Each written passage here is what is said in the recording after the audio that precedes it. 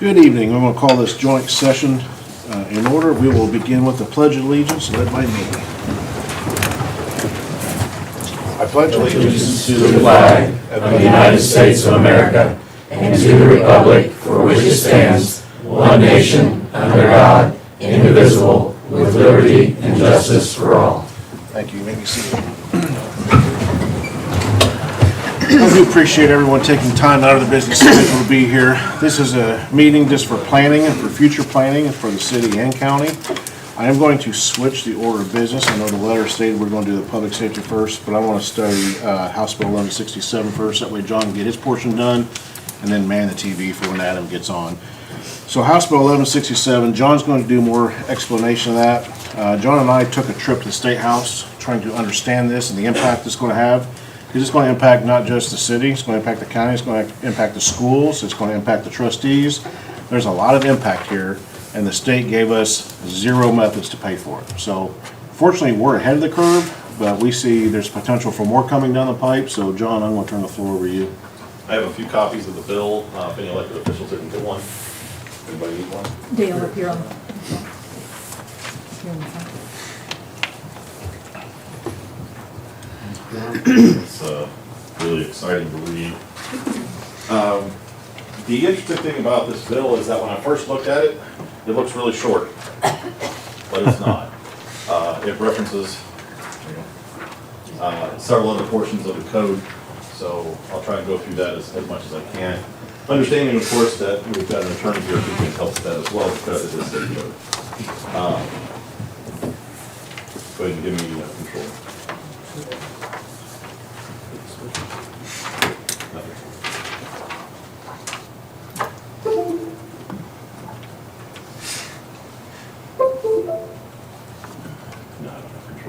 Switch back over to single. On the playback, change that, switch back to split screen. There we go. Have you wait and play. There we go. Okay. So I'm sure some of you have already read the law. I know that case that you have already, but requires a live transmission of public meetings that will begin July 1st of next year. And requires also an archive of copies of the live transmissions, links to any meeting agendas, minutes, and memoranda. Breaking it down, it does not apply to executive sessions, so those are still protected. And it does not apply to state educational institutions, but it does apply to state agency governing bodies as well as non-state governing bodies, including executive, legislative, fiscal, school boards with elected members, and any governing body that meets in the same room as the above. The requirements, again, are to live stream. There is an exemption if there's no internet available, which is kind of rare. But then if you don't do that, you have to tape and hold those for 90 days and be responsible for any copies that are requested by the public. Archived copies of the meetings must be held, like I said, for 90 days. And they must also link to the agenda, the minutes, and any memoranda for that meeting. The meeting notices, which we're currently not doing, must also link in their advertisement to where it can be viewed live as well as the archives of those meetings. And then must be available for public inspection, copying, downloading for 90 days following, which currently we're already doing. If stored on an agency's data storage system, a fee can be applied under that. We're currently not using a data storage system because that would be a huge amount of money just to keep up with it.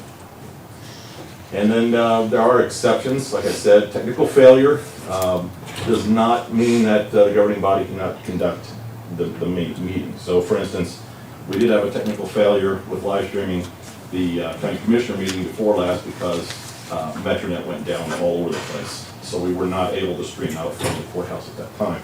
So if something like that happens, you're still protected. There's no, that does not invalidate any of the decisions made in that meeting. And it doesn't violate any of the public records law. However, and this is very interesting, it states right here that does not subject any person to civil or criminal liability. And that confused me because that implies that under normal circumstances, it would. But the law doesn't exactly say that, it just implies it. And that's where I leave it to an attorney to figure that one out.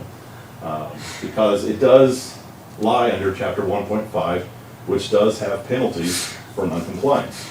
So I would say that probably would imply that it does apply to that circumstance. So, but I'll leave that again up to the attorney. This is what I've come basically to figure out what meetings will be included. It's a lot bigger than what I originally thought after reading through all of the various bodies that are mentioned in the law. So some of these, maybe not. I just listed them because I thought there's a good likelihood that it is. The one that concerns me the most is that it does specifically mention township boards, and I know nothing about township boards or where they are, or how they meet. But because it has to do with tax dollars, and that's what this is all about. The mayor and I discussed this at the state capitol. I called and had a long conversation with Representative Smaltz, who authored the bill, and he basically said he wants everything that has anything to do with dollars to be live streamed. And he also intended to bring it back to last session for expansion, and he didn't get a chance to, but the other senator, I believe Buck, got what he wanted, and he was a co-author on this bill. So I'm thinking that probably he'll bring it back up next session and expand it further. He pretty much promised me he would. And then, taking that into consideration, that's what this comes from. So I already had a conversation with the library board, by the way, and the director over there. They thought they were exempt. I said, do you use tax dollars? And they said, well, yes. And I said, odds are you're going to be included in this. So that's pretty much what I've come up with so far as who's included. Then Michael King, the IT director for the city and county, and I worked together, and we already pretty much came up with a way to link to the minutes, memoranda, as well as the agendas for the meetings. So to start with, immediately I started adding the agendas to the YouTube videos when we stream live, and that way they're accessible instantly, but they're also available on the website, which is connersvillecommunity.com. And that will be for all meetings eventually. But right now we've just created this table that allows us to do that. The only downside to this table, again, I need to discuss that a little bit, is that it does not fill itself in. Everything on there is manually created using internet tables and HTML coding. So it's slow to get it to look like that. It looks nice, but it takes a while to get it there. And then this is our YouTube channel now. The TV3's been doing for a long time, so we're pretty much ready to go as far as live streaming and archiving. So long as Google leaves it alone, and that's always a concern. Because if Google changes their mind and starts to charge for it, well, then we're in trouble. We have to figure out how to deal with that. So issues to solve. Obviously, one of the big issues is funding. We're currently solely funded by cable franchise fees. We have no other really source of income. And unfortunately, that continues to fall as people go to streaming media. The federal government hasn't addressed that, so that's where we are right now. And then one of the other issues is, of course, equipment. We've already deployed equipment pretty much where we need it, so we've got it here at City Hall, we've got it at the county and school. The problem is that some of it's very out of date. In particular, what really concerns me is the county. We're using an older model system over there. It's no longer supported. Potentially, 2 different pieces of equipment over there are no longer supported, so we can't get updates for them. Eventually, they're no longer going to function. That's the way kind of computers work. They work until updates don't work anymore. The good news is we've been doing this since 1998, so we're very good at it, and we're fully capable of doing it. In case you wanted to look at our budget, this is the TV3 budget. This is just a quick breakdown on how our budget works. Annual budget of $213,476. Salaries and wages, of course, always make up a large portion of that on any budget. This is the part that concerns us the most. Last year, our franchise income was $164,000. Obviously, that doesn't meet our budgetary requirements. I worked very hard to keep us way under budget to try and meet our income level. So last year, we were at $186,000. So we did save some money, but we're still above the actual income. And then this year, I'm projecting income to drop to $147,000, $150,000. So we're right in there. We're short. So We're looking at, $7,000 shortfall maybe this year. So we've got to figure out how to handle that. And that's pretty much the whole presentation. Any questions? I hope not. Okay, yes. Who's putting the bell around the cat's neck? I mean, who's watching over all this? Suppose the county can't afford any of this, and they go ahead and do business. The public don't know. Who's watching? Well, there's two people I would worry about. One is the state government's watching, we already discussed that. The state says that non-compliance, they'll take on a case-by-case basis. What concerns me the most is someone in the community that sees that you're not compliant and sues. That concerns me the most. So if the public don't know, we're not named Rebel. The public knows. We just told them. Do we know how many people We're are live. watching our telecast? Oh, we could have them call in right now, but I would guess quite a few. Typically, a city council meeting brings in 75% viewership, so we're talking a few thousand. So I can give you YouTube numbers. Cable, I don't know, but I know the stats. So, yes, Will there be a grace period? Or July 1st, 2025. We're in the grace period, which is why we've already started. That's why Michael and I already started working on compliance for agendas, things of that nature that are online. Because I want us up and running well before July 1st to get the kinks out. I mean, like I said, we do this all the time, so we know how to produce meetings. Cranking up to the number of meetings that they're requiring, that's a different story.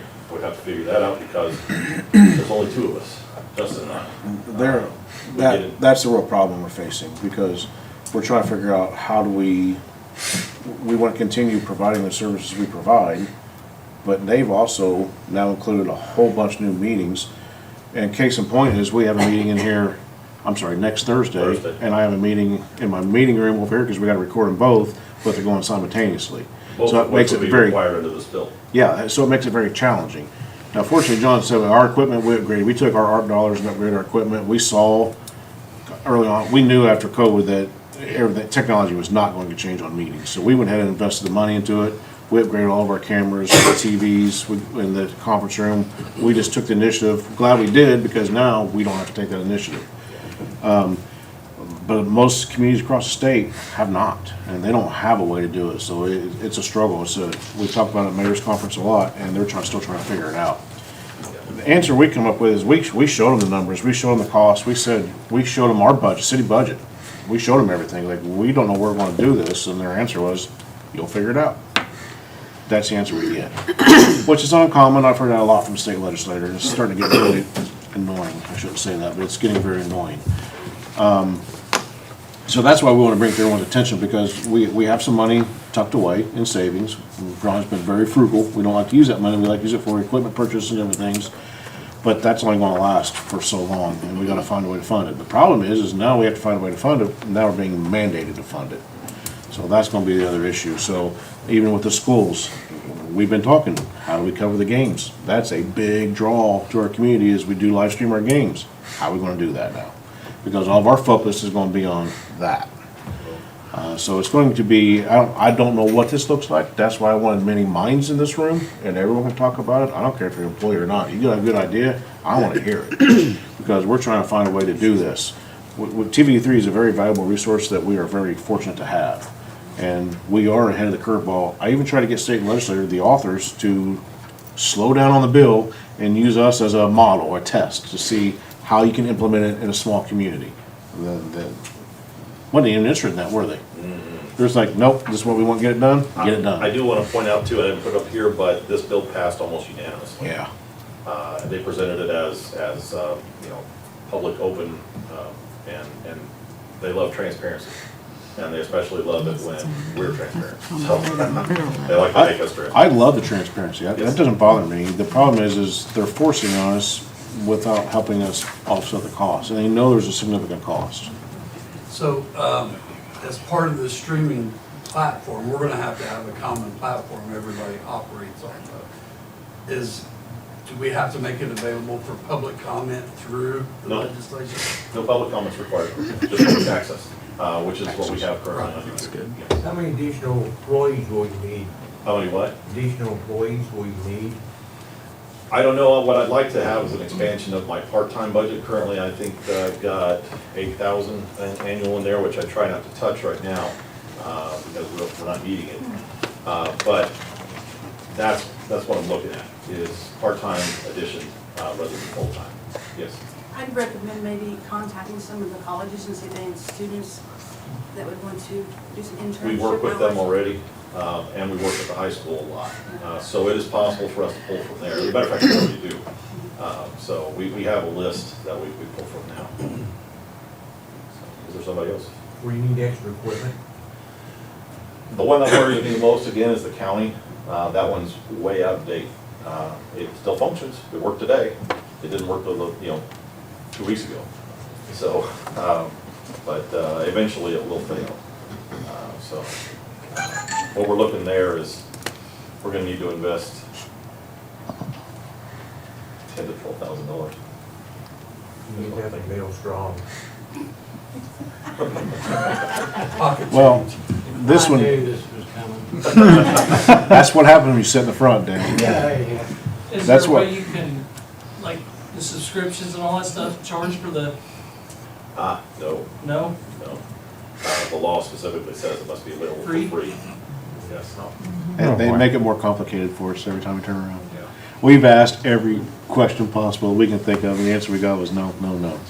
So that's why we're bringing to everyone's attention, the more minds thinking about this helps us get a better result. We have to comply. I'm not gonna go not comply with the state law, that's for sure.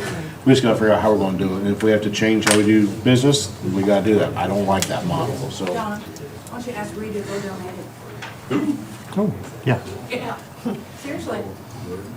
How about selling advertisements? We do sponsorships for our sporting events because it draws a huge numbers. But sponsorships for meetings, I don't think that would work. We look for ways for advertising for business. Well, we have to be careful on advertising because we don't want people, currently we have a policy on advertising which prevents us from call to action. So that's just sponsorships operating pretty much like a PBS channel that keeps us from becoming commercialized, which we don't want to really be commercialized. But we can do sponsorships, and we offer that on all of our other programming except for meeting production. Of course, as you'll notice by the number of meetings that we're looking at doing, we may not be doing but meetings here soon. So that would make that difficult. You know, the cost of advertising to a certain company, like say the one I work for or whatever, it costs us $10,000, $15,000, $20,000 a year to advertise for future employments. So why would we be, I'd be sponsored if it was me. Talk later. I'm sorry. First volunteer. Look at that. Any idea is great. We just have to figure out how. No, to it is, implement it is. And sponsorships are great, but it takes, we got so much work being done here. Now someone's gonna be out trying to get those sponsorships. It takes someone to do that. So it's taking away time from them, what they're already doing to do that. So we do either need more staff or we gotta find a way to do this, and I don't know what that looks like. We do, is there anything like PBS in different places in different communities? Could we do like share-a-thon, something that you could do to incorporate money, and let people donate that's certainly a possibility. because that's something that the public that is watching Channel Right. 3, Right. they enjoy, and if they know that there is, maybe the community doesn't realize the significance of having it and not having the money to fund it. Right. So if you had like share-a-thons or do something, let different people in the community be a part of that to raise money. That's good. Yep. It sounds like some income opportunities from advertisements or other commercial sides of things would be limited because of our status. What would the issues be to make TV3 more commercialized so they could accept those? Would that We just incur have to more change. expenses or? There's always more expenses. No, probably not. I always have to look at our policies and figure out how to do that. Again, if we get into advertising, then we're going to be competing with other ad dollars in the community, which I've always tried not to do, because then we're competing with newspaper, radio. There's only so many dollars to go around for that. So I've never really hard pursued that. Like I said, we do sponsorships for sporting events, and really I've only done that to try and cover our costs on those events. you know, just the basic production costs. But it's something we need to look at, obviously. Well, we just want to bring it to everyone's attention so we can all be thinking about it, so we can provide answers. We are going to more likely see a shortfall this year, so we're working on figuring some solutions out for that now. But again, just put some thought into it. Read the law. It seems short, but if you got to go through all the references, everything it ties to, it takes forever. Okay, anything else, John? No, any other questions on the law? Okay. I'm gonna move on. Is Adam on there? Okay. We're gonna talk about the public safety tax. And Adam's got a presentation he's gonna give on the public safety tax, give some more information about it. Yep, can you all hear me okay? Yes, sir. Yes. Yep, very good. Well, so we have been looking at the mechanisms relative to increasing and changing the revenues for public safety, specifically to try to create additional revenues that are incremental from what are coming in today in order to fund the ever-increasing costs to both police and fire. And as any of you that were on yesterday's council session, there are a lot of constraints and caps on property taxes, and the city and the public safety departments over the last few years have done a lot to try to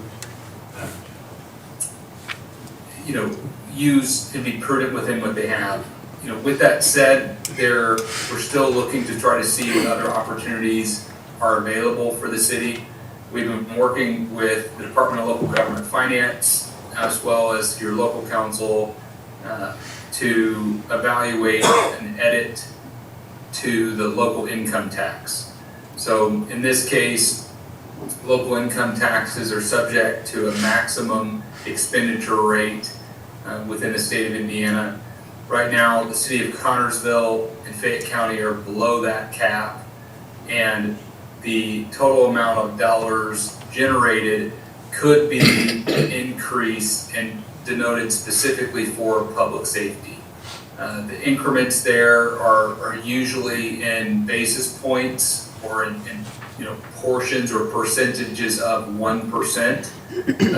And in this case, what is being evaluated is an increase to the county optional local income tax to create new permanent recurring funding source for public safety.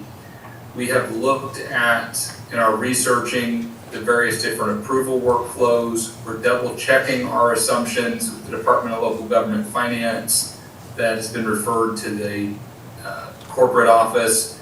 But based on our team's preliminary research, as well as what I understand your legal team has looked at, and happy to defer to them as well. Generally speaking, the way this would proceed was the first step would be a resolution of city council enacting, the amount and the intent and sort of declaring that you would be in support of this. From there, it would require a Fayette County Council ordinance and public hearing. The specific application would be due to the Department of Local Government Finance by October 31st, I believe, of this year. And if everything was passed and adopted by such date, then the new rate, whatever was decided upon, would go into effect January 1st, 2025 at the earliest. I'm happy to talk through any specific questions. In this case, it is a combination of both a local control, meaning a city council decision to start the process, and then a county council application. From our perspective, we're happy to try to help talk through any of the impacts or such, but in any event, that's what we're here to help you all talk through this evening. Can you talk through the impacts of what that would be, Adam? Yep, so at individual level, what the rates that have been discussed, I think has been established, but be about a 25 basis points or about a quarter point increase in the local income tax. And if I pull up the cumulative impacts.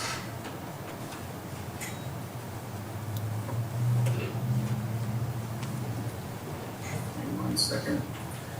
The total 1% certified shares amount that's being generated today is about $4.6 million.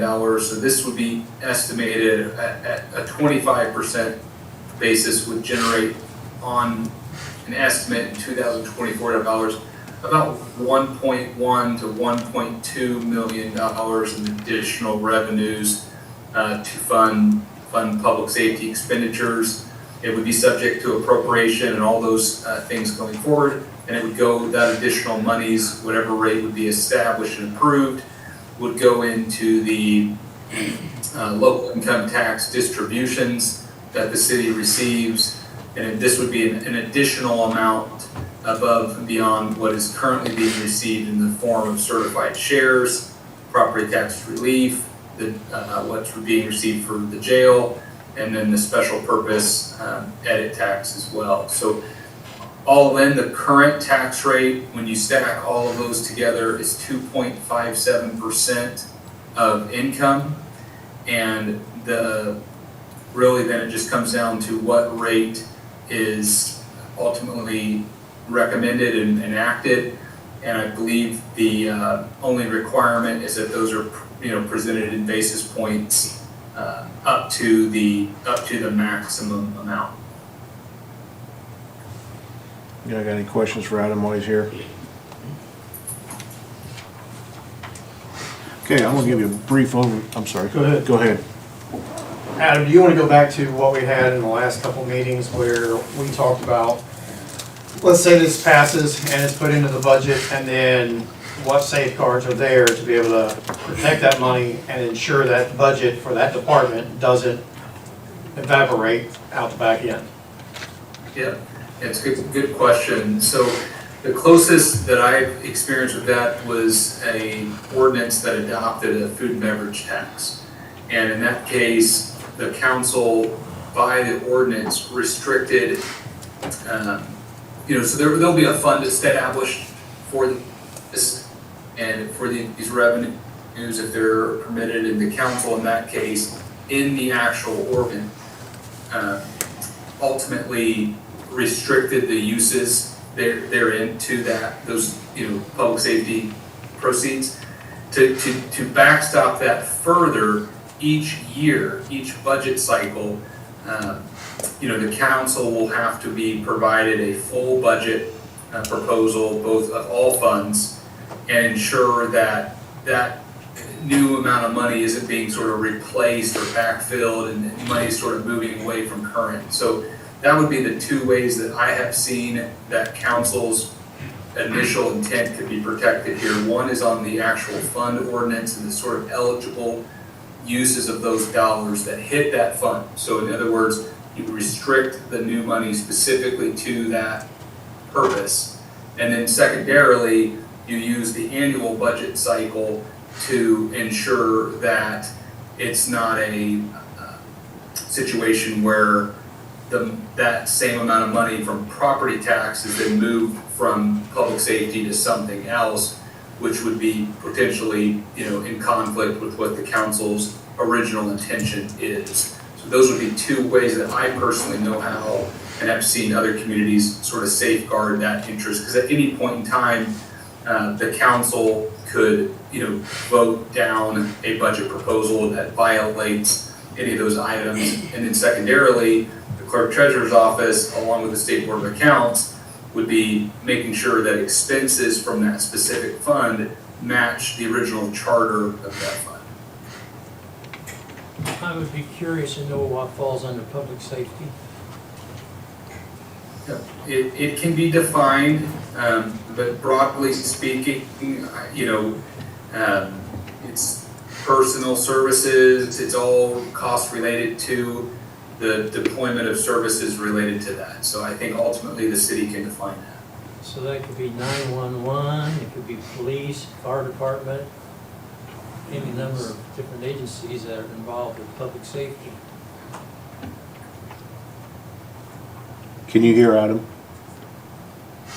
Yeah, I can hear. I think that ultimately the council can define, specific eligible uses of these dollars. I think the public safety intention is intended to cover costs that are legally eligible expenses in the, whatever is deemed necessary to perform those functions. So like cleaning a park is not a public safety function, so that would obviously be a rejection, but you can imagine that like cost of equipment, building costs, personnel costs, those sorts of things are, directly a result of the function of government to serve public safety. Which departments roll up to that function, I personally think is a definition by this council in the form of the ordinance or a resolution that they would pass.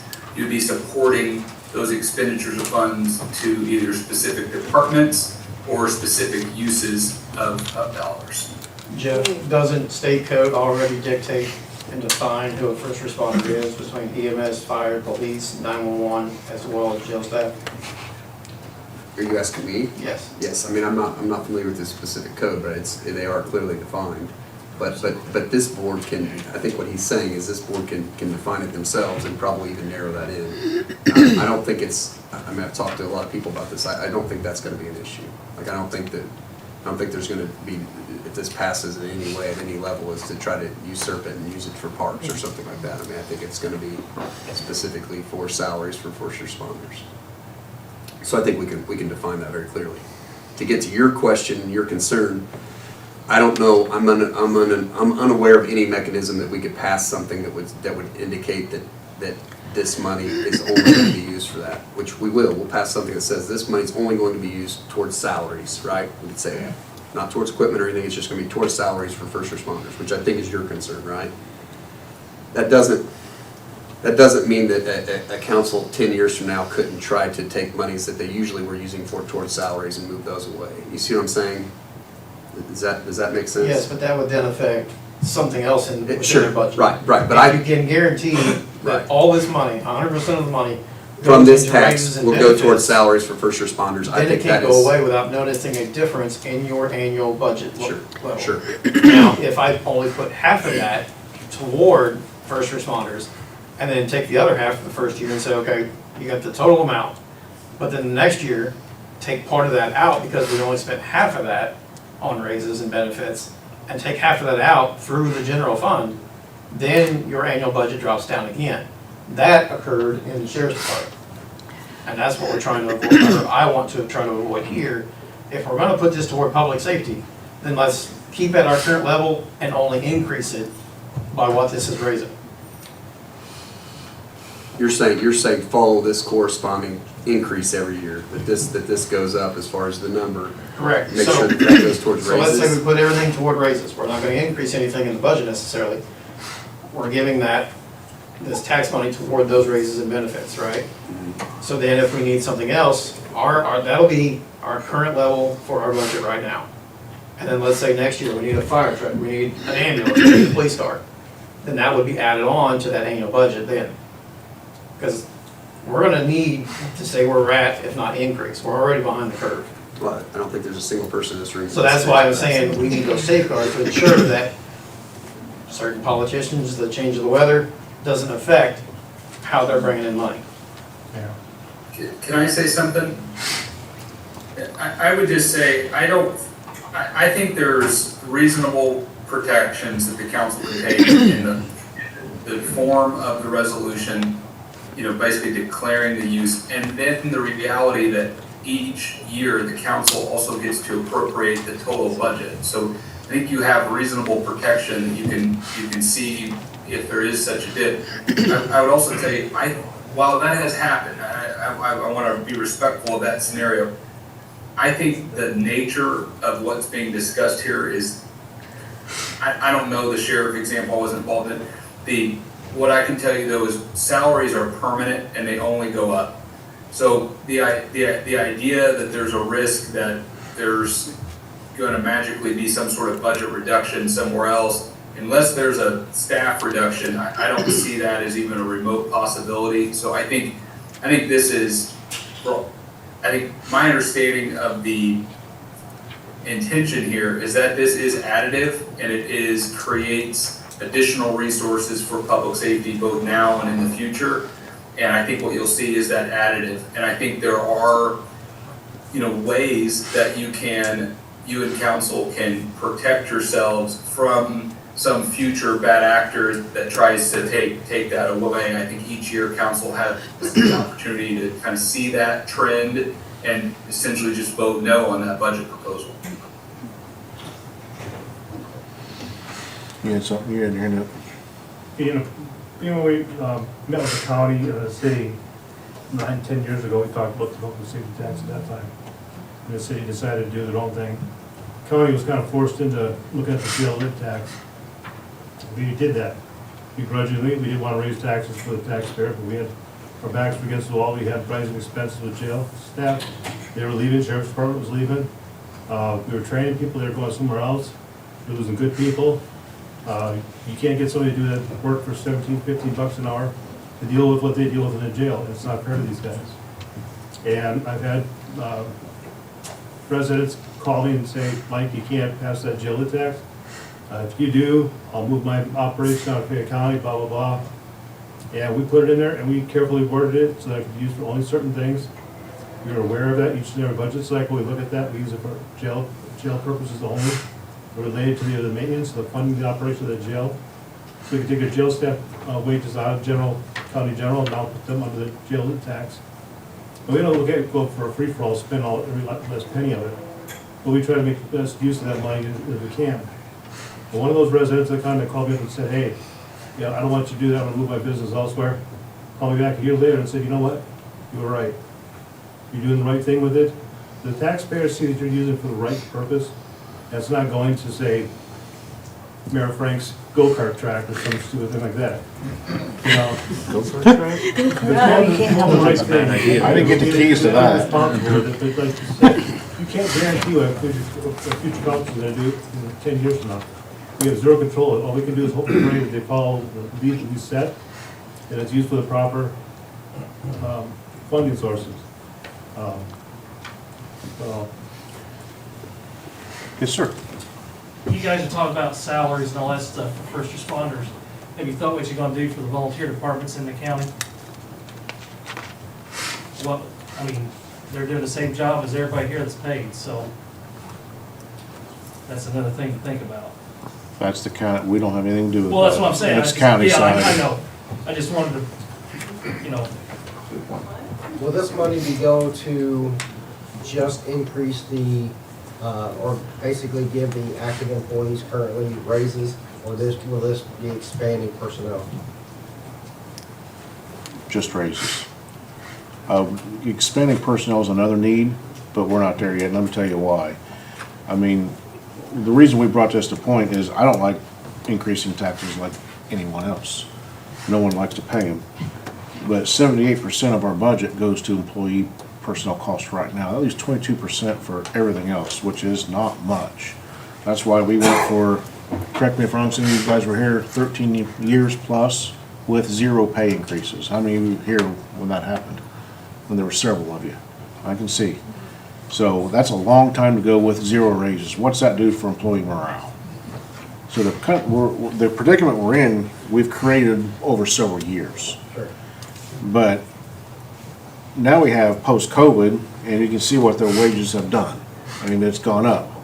Ours have gone up, but we're not keeping up. We just can't keep up. If I go much more above, say, 78%, be honest, makes me very nervous, and Adam and I have had several conversations about that. That's a scary number for me, because that doesn't leave you any wiggle room for anything. I would like to see that number decreased, which is going to take a lot of time to do that. We got to really grow our AV to do that, but that's going to take a lot of time, and we're already in a bad predicament. So in order to get some employee morale, retention, like Mike said, we're a training door right now. We're training people, and I don't blame them. I'm not going to hold anyone back from bettering their lifestyle somewhere else. I don't want to see them go, but I'm not going to hold them back either. I might beg and plead them to stay, but I'm not going to hold them back. But the point is, we have to provide fire, police, and EMS service. And I've had a few constituents, not many, say they don't like more taxes. I said, do you like it when the fire, police, and EMS come to your door when you call? Because we're going to get to a point where that may not be the case, because we're having a hard time retaining and attracting people. It's just not going to be easy. And those are the answers that you have to ask yourself. I grew up, I've changed my thought process a lot on taxes and everything. I'm still a very conservative person. I know I get accused of not being anymore. But I listen to economists. I love econ. Econ's one of my things. I'm a weird guy who reads these things like crazy. And there's one economist that has changed my mind completely, and he is a very conservative economist, and that's Michael Hicks. I use his name a lot through TIF and different things. He gave a presentation. He made a presentation on taxes, and I looked at him and go, well, this guy's an idiot. I'm not going to listen to him anymore. And then he goes, and then I looked at my own study, and I go, that study can't be right because I believe this. I was like, he actually said that. He goes, my thought process is wrong. The study's not wrong. I'll give you, I got copies for everyone to read. He studied a county by county across the entire country, not just Indiana. He's done the entire country on tax rates, where people are moving to, why they're moving. And we always think that if we create a lower tax system, we'll draw people here to live here. We have one of the lowest costs of living in the state in Indiana. We have a high lit tax, but we have a very low cost of living. We're in the middle of 3 major cities. We should be booming with that ideology. And I preached that myself for a long time. Michael Hicks has proven across the entire country that people are moving to not necessarily high tax, but to higher tax districts because they're getting the services and amenities they want. And they're willing to pay extra to get them. And that includes fire protection, police protection, EMS service. That includes all that. It's also placemaking and lifestyle, which is why we want to focus our TIF dollars on placemaking and lifestyle. But I've sat through probably 2 or 3 years of this guy before I finally realized I think he's onto something here. And so it has changed I still have a hard time grasping and understanding that because the way I was taught and raised does not compute. He also points out the way I was taught and raised, the way he was taught and raised, and there's not one solid study across the country that proves that theory correct. And yet he preached that theory for the longest time. And now he's looking at his science and going, or my science, his study, and going, I was wrong. When an economist tells me they were wrong, I usually tend to listen to that person a little bit because he admitted he was wrong. But he's got proofs and statistical data that proves that people move for services and amenities not because of tax rates. Now, a generation ago, they moved because of tax rates. Businesses don't select communities because of low tax rates. You think they do. We work with them on taxes, but if that's the case, why are businesses moving to Carmel and Fishers like crazy? Where they're paying, they got high tax rates up there. They're moving for different reasons. And that's taken me a long time to understand. And if you want to read them, I got several here. If you want more detail on a study, you can go on his website. It's 160 pages, so I didn't print it for everybody, but there's other studies here. So I've had to completely change my thought process, and Mike's right. I've had constituents say the same thing, and then they come back and go, you know what, that was a good thing, because I was opposed to the first public safety tax, was on city council because of that thought process. We can't raise taxes, we've got to keep the cost of living low so people will move here. That didn't happen. And it hasn't happened since the 1980s when we started losing our population. So it's a complete change in your thought process. I had to change. I'm not asking everyone to change. Just study it for yourself and look at it, because it's a completely different thought process. I support it for that reason now, because if we're trying to not just get our kids to stay here when they graduate, we want people to move here. Talk to your kids, talk to your younger generation, and see what will keep them here. You'll be surprised. I've been to the high school twice, and I asked them, how many times have you heard us say, we want you to stay here when you graduate? Every hand went up. I said, next question, how many times have you ever seen people like me here asking you, what do you want the community to look like? Every hand went down. I said, how many of you plan on staying here? How many hands do you think went up? Not many. So what have I got to do to keep you here? Guess what they started talking about? Services and amenities. Nothing else. That has taught me a lot, because that's the next generation we want to keep here. My own daughter is here, and I really thought she would never come home with her degree and where she's at. And I said, why do you want to move back home? She goes, because we're starting to get the things I want to see here. It's just mind-boggling. And guess what she loves more than anything? This may not blow everyone away, it blew me away. Our trails. I was just like, excuse me, we don't really have good trails. She goes, I like what we got and I want more trails. And that's what I'm talking about. I came into office, not mayor, when I was on city council, thinking trails were stupid. It's a waste of money. Until I went to a conference and couldn't get in the conference I wanted, and so I just went to the room next door and guess what it was on? Trails. I was like, oh, great, I'm wasting my time. I left that conference thinking I am looking at this completely backwards. And I understood what trails are and how they apply to placemaking and how they grow your community. It's a completely different model than what we look at. So the thought process in my mind has changed completely. I'm not asking everyone here to do that, but study it for yourself and see it.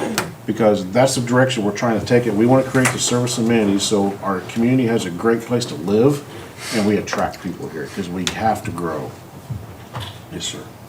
First of all, I want you to see you're saying I was right 9 years ago. You're going to make me eat those words for a long time, aren't you? No, honestly, one of the things that's getting overlooked here is 911. One of the greatest benefactors of this, and the police chief, fire chief, the sheriff, EMS director all agree that you've got to have a good 911 system. Every person in this room who's ever had to deal with 911, and I'm not saying that they have poor staff. They have a very hard time with retention and keeping people there that they've trained because they get better paid anywhere outside of this county. And so that's something to look at too. I do agree with that. So here's your time, here's your floor, here's your opportunity.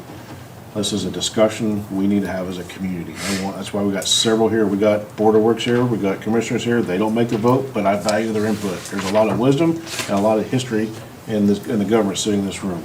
We've got Redevelopment Commission here. The more thought process, the more input, the better result we get. Yes, sir. So just to clarify on his point, 100% of this tax will go to raises for the employees? Not new employees. Not current employees. I personally would like to see the majority of money it go to raises, and I still would like to set a fund back to start so we can do equipment replacement. Right now, we're replacing an ambulance. We've got two orders. We use ARP dollars to do that, so it didn't cost the city or county money. There was some, take that back, there was some money we stored away from fees, 10%, but there wasn't enough. We just applied for a grant for another ambulance. Where'd Clint go? 4 years out? He'll be right back. 3.5 years. 3.5, oh, you're sitting right there. Oh, I miss you. 3.5 years, and it's how much now? $424,000. And the ones we just bought were how much? $270,000. I mean, we have to start building funds back. We were running police cars when I came in office that were Crown Vics with rust falling off. How many older ambulances? So I personally would like to see the majority of it. Don't go to salaries employees and then put a fund for each department. We're buying a fire truck and we had no way to do it. We got to buy masks and we had no way to do it. We had to get a grant to do it. I would like to see a portion of that go into a fund so we can start with equipment like vehicles. Vehicles are a big expense. I think some of the concern may be is that, you know, if you don't define, you know, you can put that money, okay, we're gonna put this percentage now, but, Agreed. you know, next year we're gonna up that. If you keep cutting into that money, then, Yeah. you know, then we're back to where you are.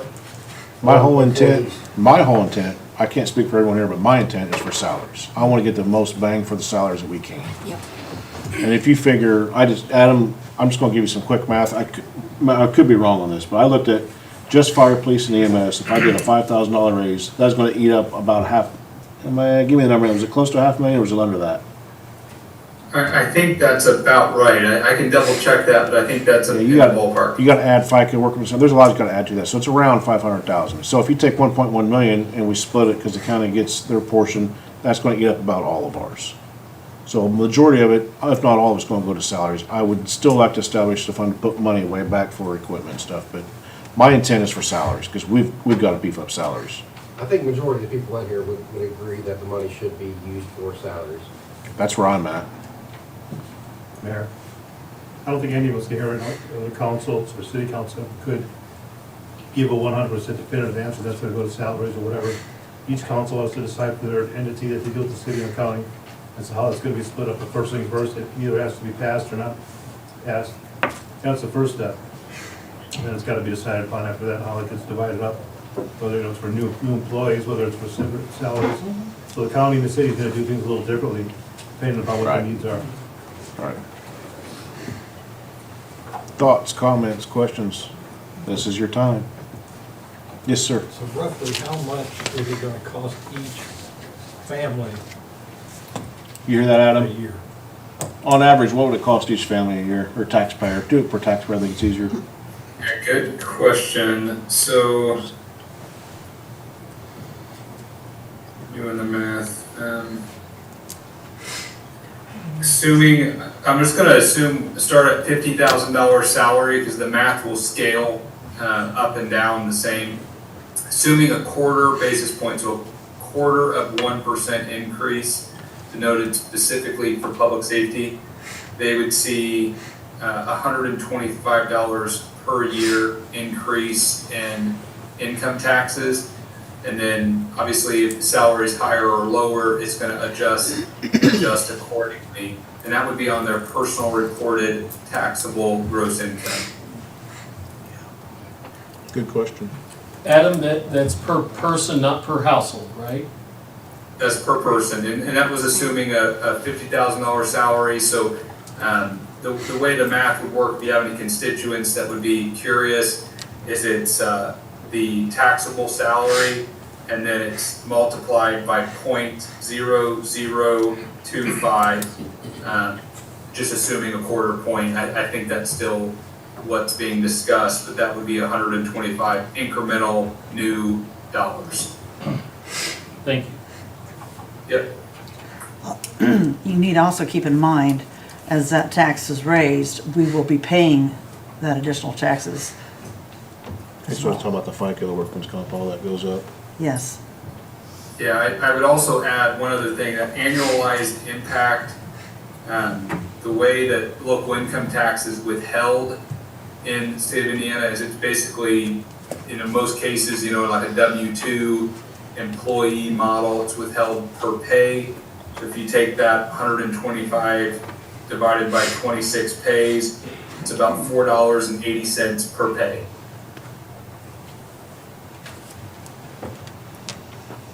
I got a question. Yes, sir. So if this all comes to pass, would this take care of John Ponzi and his crew, what we No. talked about earlier? He's not public safety. Has nothing to do with it. No. He's not public safety. With it, and it wouldn't free up other money that would help it. No. No. That goes against what we're trying to do. Okay, Yeah. just wanna make sure.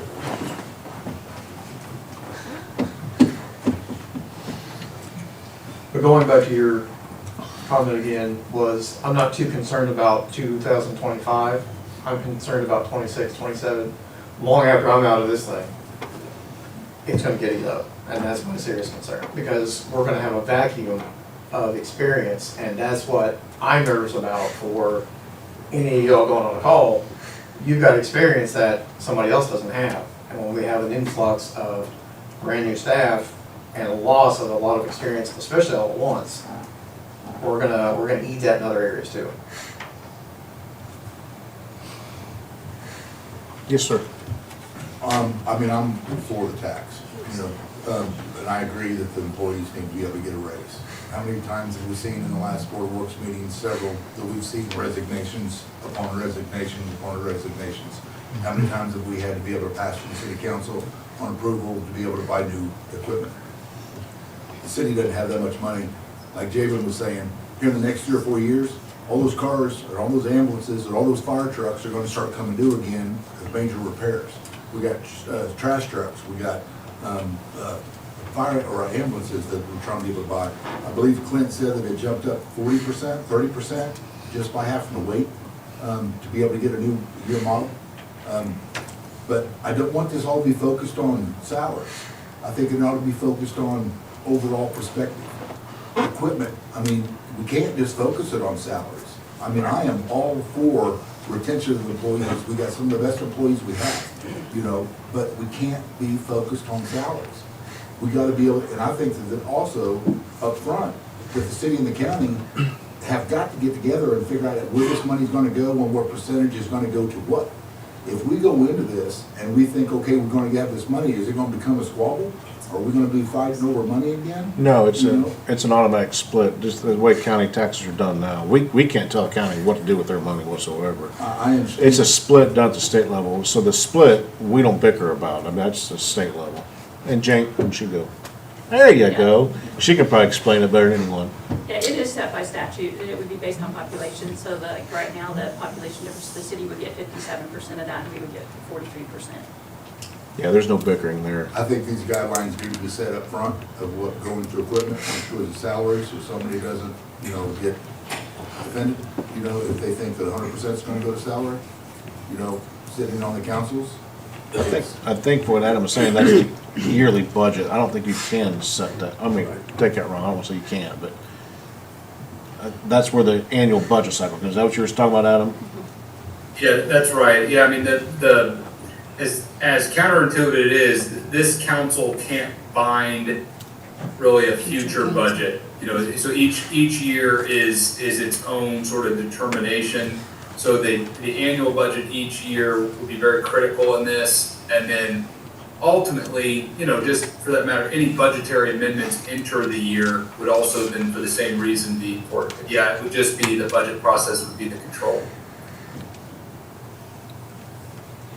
Anything else? I got a question. Yes, sir. So basically what Adam's saying, if you enact the public safety tax, and you're looking at his salaries, then he's talking about each budget year. So what happens 5 years from now if the city or county or whoever decides that they want to cut that for whatever reason? Can they do it? Yeah, they can eliminate the tax. But Any in tax the can be same sense, eliminated. Can they increase it? I'm sorry? But in the same sense, can they increase it? Yeah, they have to do the same process. Until they're at the max. Yeah, there is a max set by There is a state. max. You can't only go, Craig, is it 7%? It's a max set by state, Adam? Your expenditures is 2.5. I mean, the state on the income taxes. I think it's 7% is the ceiling they put. You can, am I wrong on that? 2.5. Say it again? For the expenditure rate is 2.5. On all lit taxes? That's right, and the Okay. current rate is, I'm sorry, I didn't mean to talk over Sorry. somebody, my apologies.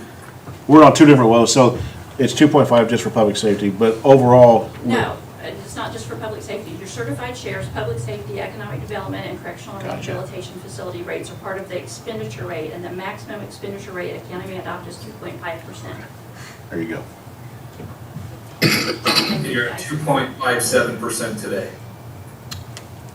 But that includes other taxes, not just the expenditure rate, part of the tax. That's correct.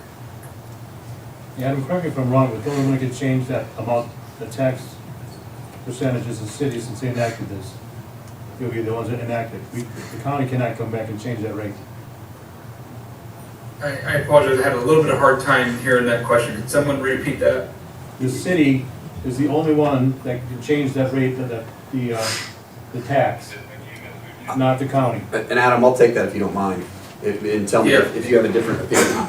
Mike, I think it's a combination. So so since you've heard 57 and 43, I think you just look at that as if that's 100 votes, and the city's making 57% votes. If some point in time in the future, in 10 years from now, the county were to have 52% of the population, I do believe the county could adjust this based upon, yes. Right now, it's just, we're calling it a city council, that's just because they control that 100%, they control it at 57. If both entities were to approve it in the future, then it wouldn't have to be initiated by the council. But for this purpose of this year, this is led and spearheaded by the council, just city council, just because they have that 57% of the population. Thank you. Yes. So if I was doing math right, it was like 1.4 million divided by giving the county theirs. I think it was 1.1. 1.1 to 1.2. Okay, less, okay. So, and giving you the $5,000 raise, what you talked about, which would be every year, not a year, or not a new raise every year, but the same 5,000. You're really kind of eating that whole thing up. You are. Yeah, so they're really not a whole lot extra And to let- talk about. Correct, unless you grow your employee workforce. So the more people that live and work in Fayette County, the better off we are. Oh, right, right. But you're not talking about a whole lot of extra dollars left over. Not really. I think that's what, you're right on target, and I think that's when he was saying the majority, I know that made people like, well, that's not 100%, I think it's a vast, vast majority, okay, so yes, you're absolutely correct. Right. And that will occur every year. It's not a new raise every year, but it's.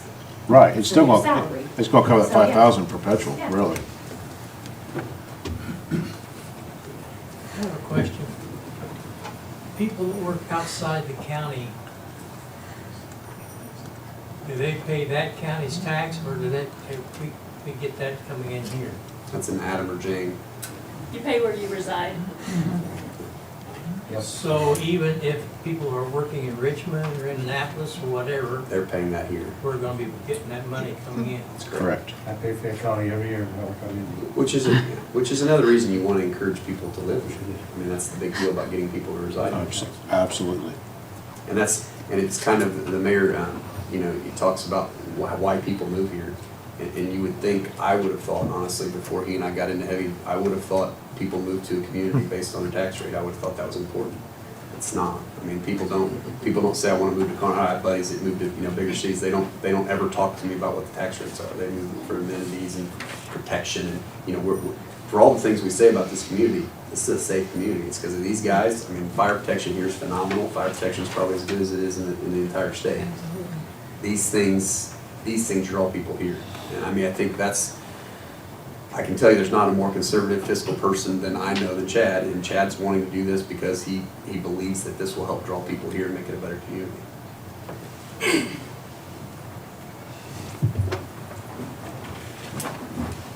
Anybody else? I know I look like I just did. I like Chad. I got some looks from some of you guys, I know. I wasn't going to say a word, Chad. I did not pay him to say that. But everything he just said, it's in all this. And I would encourage you to read it. Sorry, my trash. Okay, yes, sir. This is more for Jane. If we're at 2.5% now, and we are maxed at 2.7, The 2.5 expenditure rate is for certain aspects of the lit, but we also have public safety, or not public, property tax relief, which is not part of that expenditure rate that includes public safety. So there's like this many components to what makes up lit. I'm just saying for the part that includes public safety, we can't go above 2.5. In aggregate, right, with all of the others that are part of that. That are part of that particular IC code expenditure rate, yes. You can't go more than 2.5. So right now, we're at 1.2 in that category. So you could go. And where would this put us? Not that you want to, but I'm just saying you could. No, you're the one who can answer You're that. allowed to go up to from the 1.2 to the 2.5. If there's anything I've learned about tax law, it's the most confusing thing that ever existed. what will this take, if this passes, what will that take that up to, the 1.2, roughly? I'm trying to- For our total rate right now, it's the 2.57, so if you pass the 0.25 that they're doing, that'd be make us 2.82.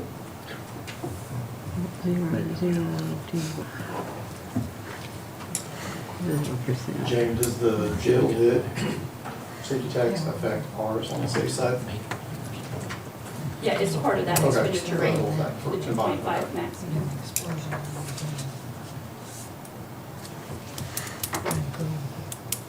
Anybody else? Council, yes, sir. This kind of gets away from the tax a little bit, but I'll come back around to it. One of my fondest memories in high school was being on the CHS Today in 1987. And so I have a real affinity for what John does over at TV3. It's a big part of our community. And I certainly understand the city's position and their ability to rely on the cable franchise fees declining. I get that. The county's never participated financially with TV3, but you know, I'm just one vote, and I mean, I'll be here in January anyway. But my opinion is that I think that's something that we ought to certainly talk about. But the same principle is happening with our 911, our ability to depend upon the landline fees that we get to help fund the 911. It has been declining for years. Now, you folks were kind enough to add $12,000 last year, for this year's budget. And we added it to folks' salaries over there, which is, I think, something that you folks requested. So I appreciate that. Our EMS costs are skyrocketing for both entities, but it's living under an interlocal agreement that's really pretty well outdated as far as I'm concerned. Our economic development group is something that you folks don't participate in, haven't for a while, but yet you still have more votes on that board than we do. I think there are lots of issues that we need to talk about. I'm open to talk about TV3, but I think it needs to be part of a much broader conversation about the things we do together. And perhaps if we can, if we find that there's inequity somewhere, whether it be for the city or the county, perhaps we'd be able to find some money somewhere that we already have before we start adding to people's tax rate. I made a statement last week that was incorrect. You said something about listening to somebody who admits they're wrong. I was wrong about a statement I made last week. Last week I said that we have the 11th highest income tax rate in Indiana. We did in 2023, but not in 2024. We're 12th. Clinton County raised their income taxes. Adam's figure about $50,000 for a median income is about right. I mean, the one I saw was about $48,000 for Fayette County, but that was for a household income, not per person. If you figure that out on a daily basis, it comes to about $133 a day. So adding a $125 bill to the average Joe around here who's trying to do the right thing is kind of tough.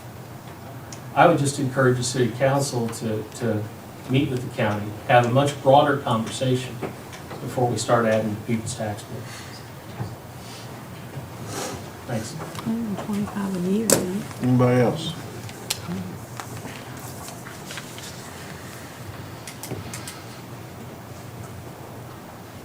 Everyone's quiet. Council, any questions for council, comments? City and county, sorry.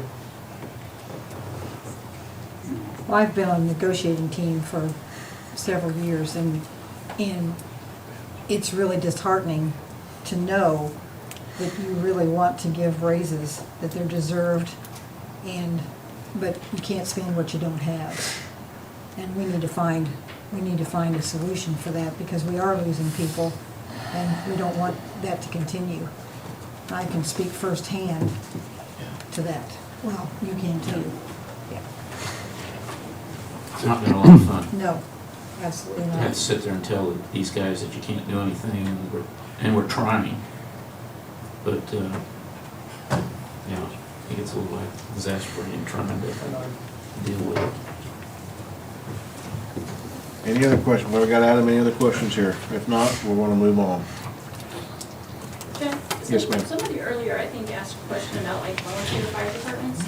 And when you pass this tax, you could allocate some of that public safety tax to the volunteer fire departments? We can't, the county No, can't. the adopting body, and you would be the adopting body. How is that possible? I'm reading the IC code, and it says the adopting body shall review an application submitted under simplified session and may, before September 1st of the year, adopt a resolution requiring that one or more of the applicants, which will be the volunteer fire departments, could receive that money. And it comes off the top before the rest of the percentage. Did not know that was in there. So however much, like if you said you're gonna give them 0.5%, that would come off before the 57-43 split. Did not know that. It's part of the template when you do your resolution to pass pass the tax, part of the template is optional to do that money. Thanks for telling me, I did not know that. Yes? I'm not really gonna disagree with most everything I've heard here. The only thing and I think it's great that your daughter and the reasons why she wants to come back. I just really deep down think that it might be a tough sale, because I think your services, the fire, the police, I don't really think people think of those as really services. I mean, like, or I think it's just inherent. No, they do. It matters on the taxes. I don't disagree about that.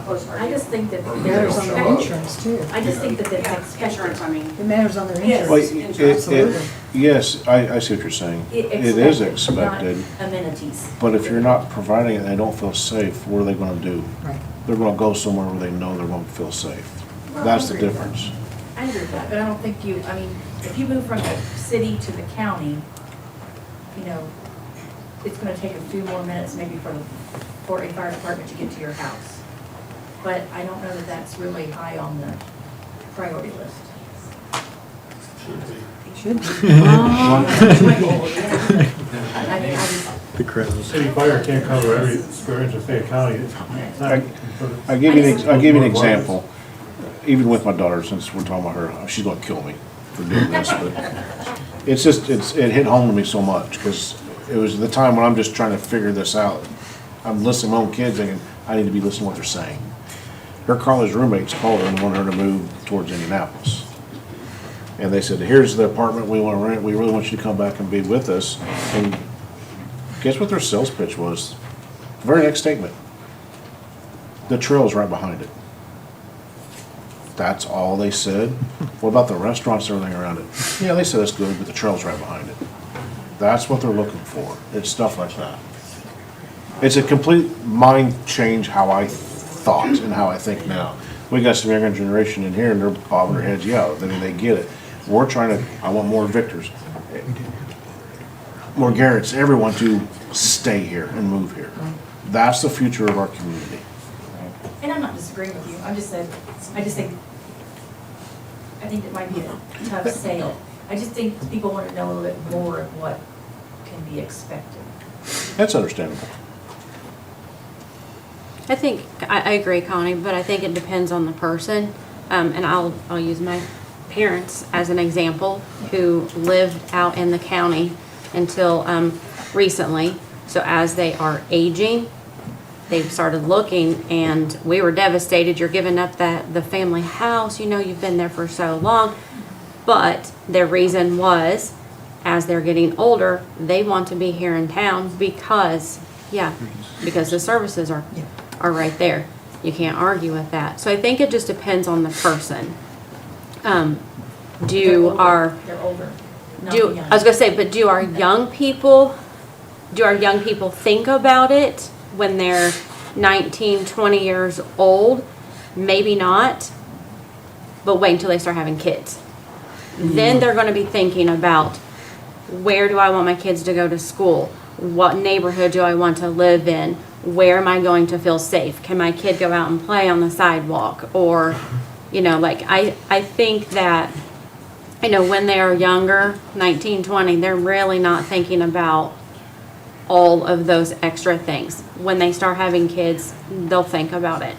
And I think that's why they move back. I think that's why they come back. I would agree with that, from what you're saying. There's a lot of friends of mine that kind of stayed in the bigger cities after college, Indy area, just for an example. And I could tell in the past 2 or 3 years already, they're moving back because they're like, with the crime, fire, ambulance, you don't know if they're going to show up on time or not. Whereas here, we know what to expect. It's a lot safer. We can rely on a lot more people. I think if you break it down to, if you do the $50,000 income per day, that breaks down to 34 cents. Most people spend $1.25 on a cup of coffee in the morning, $1.25 on a drink in the afternoon. If you're going to tell me that I can spend 34 cents a day to have qualified firemen responding to my house if my house is on fire, or qualified EMS personnel working on my kids. 34 cents a day is, that's changing the bucket, you know. And the other thing to consider is these employees that would be getting this raise are gonna be paying this tax as well. So it's not like it's just free money, we're gonna be paying the tax as well. But if that's the cost at 34 cents a day it takes to keep qualified, seasoned professionals keeping our community safe, that's pretty tough to argue at 34 cents a day. I want to add to that chat, Clint. Don't insult him like that. I got hair. But not only a safety issue, but these guys, you guys put your life on your mind. You don't know if it's in the morning. I think people forget that. You know, in a desk job, don't think about, I want to go home tonight. These guys got to think about that every day. And their wives and spouses. So I think that's. Yeah, we just lived that. Yeah. We just went through that.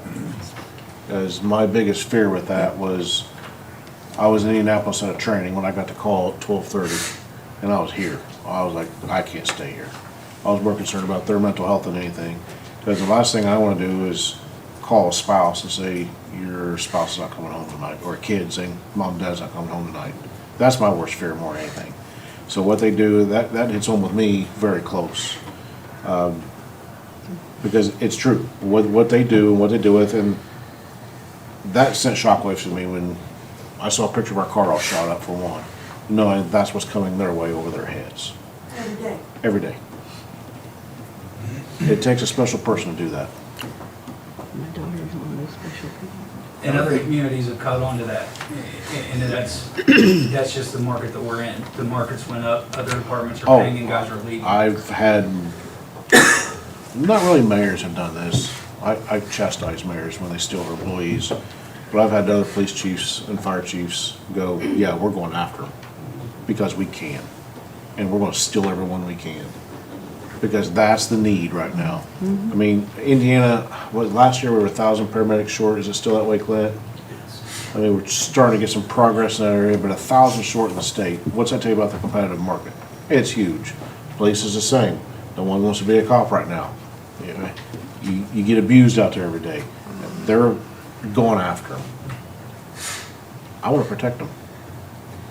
That is one thing you have. You have people that's going to school to become paramedics that is so short. And then you have the highest paid departments that are catching them before they even get out of medical school, offering to pay their contracts off and more. So we're losing people as soon as they get their paramedic cert. Well, 911's the same way. We might train them, but they're gonna go right next door because they're 10, 12,000 more than we pay, and you can just drive 15 more minutes. County used to compete with the city police officers. I'm sorry? The county used to compete with the city. You'd steal all our guys, suckers. That was before me, Mike. And that brings up another point, that retraining that she has to go through, or anybody, that's a cost in itself. To retrain, do it again. Yeah, training's very expensive. That outweighs.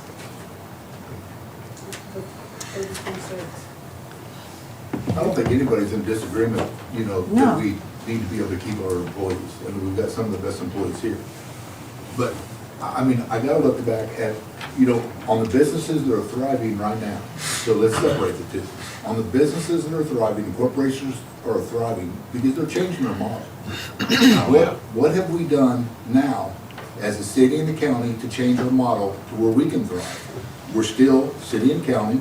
We don't combine departments. We have so much in Medicare that we're not benefiting back because we can't combine, we can't combine two departments. We all know it. We don't talk about it. But there's more money that we can receive back from the Medicare and the different insurance companies by changing our model. That right there, we're talking about 1.2 million a year. We change our model, we could triple that money if we change our model, but nobody talks about it. So that's what when I said earlier, that I wish the city and the county would actually get together and change the model. It's not about us, it's not about me, it's about most of these people and the first responders sitting in the room, but we don't change it. So until we're actually gonna change our model, we're not gonna grow, we're gonna stay status quo. Sir, when you say change your model combining, are you talking about combining EMS with fire? If that's what it takes, yeah, I mean, I'm not saying just EMS. We lose how many millions of dollars a year? Scott might know. How many millions of dollars a year do we lose by not combining the department from the? I don't think that number's what you think it is. Yeah, I don't think it's I quite think that. you're- There might be a little bit difference. And realize that But, yeah. with perf difference, the cost of paying for fire perf versus what is currently being paid to EMS, that's like a, what, 7% difference? Yes.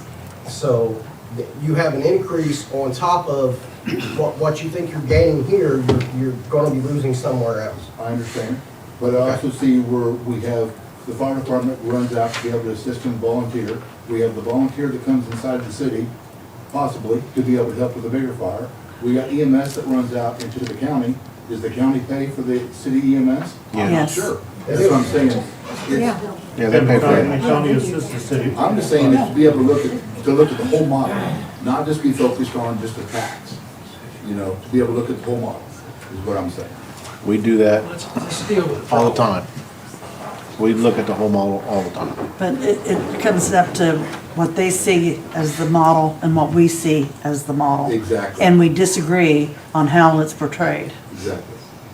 And we are never going to agree on it from both sides. And that's why we're gonna stay status quo. Unless we just raise taxes.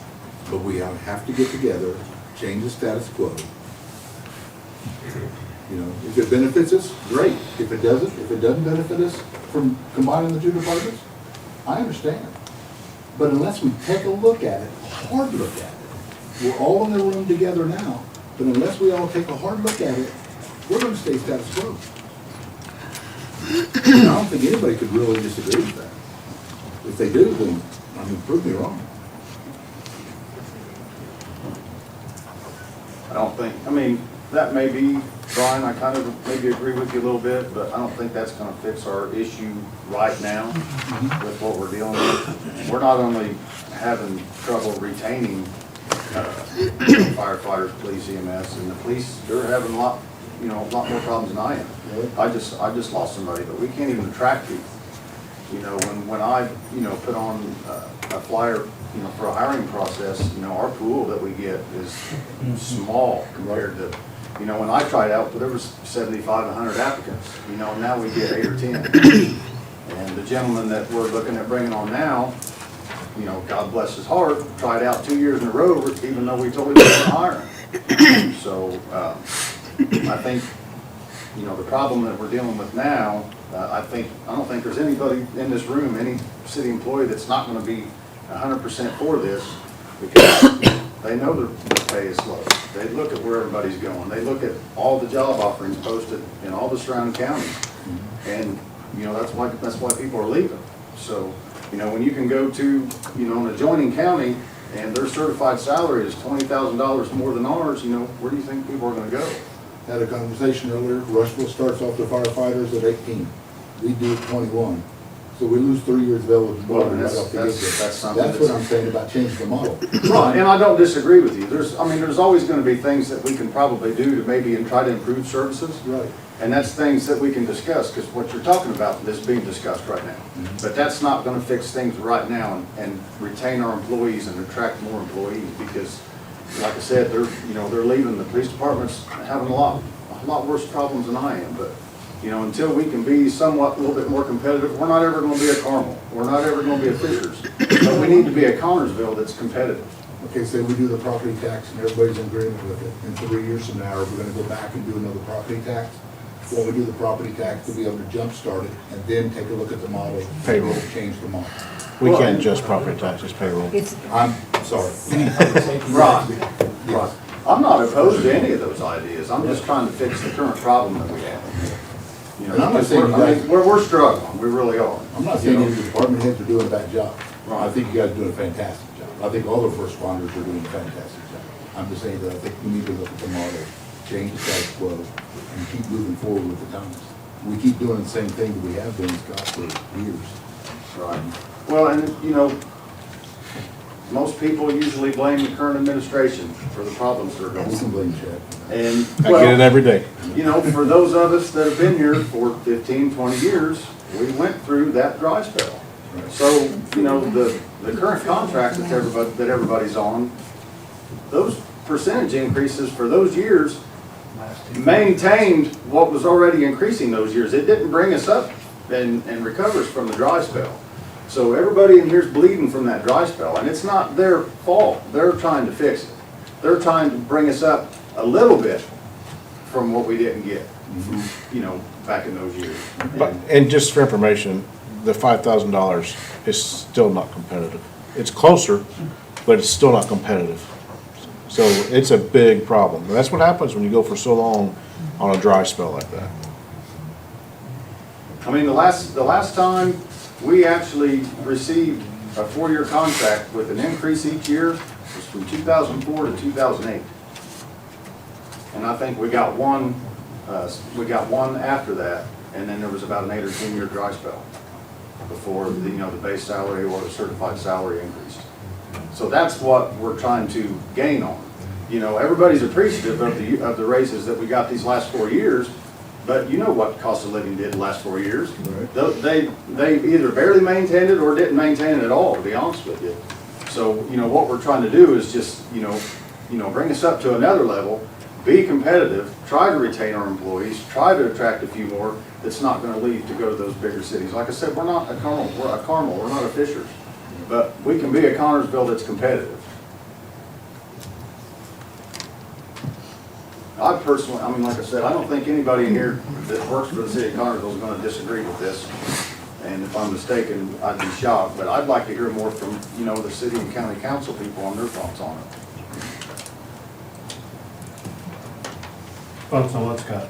On, you know, whether they, you know, were for it or against it, or Obviously, pros or, I mean, pros or cons. They don't have to say, yeah, I'll vote for it, just ideas of why they may be for it, or the problems they may see with it, just one way or the other. I think that's what everybody here is interested in.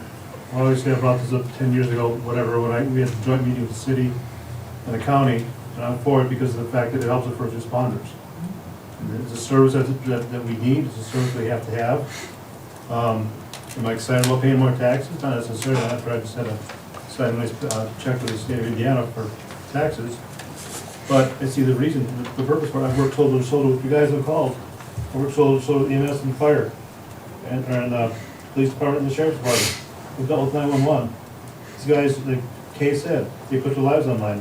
And it's not just putting their lives on line, but what they see on a daily basis, what they have to take home with their families, that they can't share, that they see, the trauma that they deal with it personally, themselves.